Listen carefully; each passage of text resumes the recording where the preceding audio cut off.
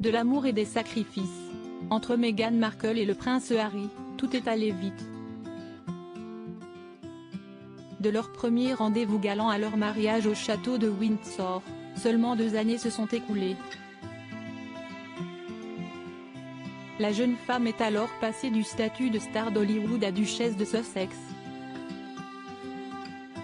Mais avant que son union avec le fils de Charles III ne soit célébrée en grande pompe au Royaume-Uni en mai 2018, et qu'elle ne doive mettre un terme à sa carrière d'actrice, la fille de Doria Ragland a honoré son contrat avec les producteurs de la série qui l'a fait connaître, Suits. Pendant cette saison, la quadragénaire interprétait le rôle de l'assistante puis avocate brillante et sexy Rachel Zane, aux côtés de Patrick J. Adam. Ce 29 août dans le Hollywood Reporter, le créateur du show qui a connu un regain d'intérêt notable il y a quelques semaines sur Netflix, Aaron Korsh, a dévoilé les conditions strictes que le palais de Buckingham avait imposées à la production et à l'actrice lors du tournage de ses dernières séquences, entre 2017 et 2018.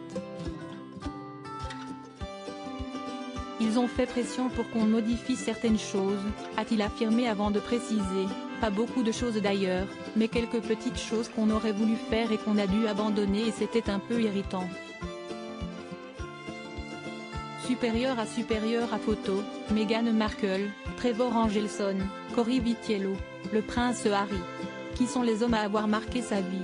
Cette familiarité coupée du script de Meghan Markle pensant à l'avenir de la future duchesse au sein de la royauté britannique, les responsables de la firme tenaient en effet à surveiller de près chaque geste et parole de l'actrice dans la série. Résultat, Aaron Korsh évoque aujourd'hui de substantielles censures dans le scénario. Dans la famille de mon épouse, quand on aborde un sujet potentiellement épineux, on utilise le mot fadaise, a expliqué le créateur de la série dans le célèbre média américain. Alors dans un épisode, on allait lui faire dire « Ma famille aurait dit fadaise », comme un clin d'œil à ma belle famille. Mais la royauté ne voulait pas qu'elle dise ce mot, a-t-il assuré.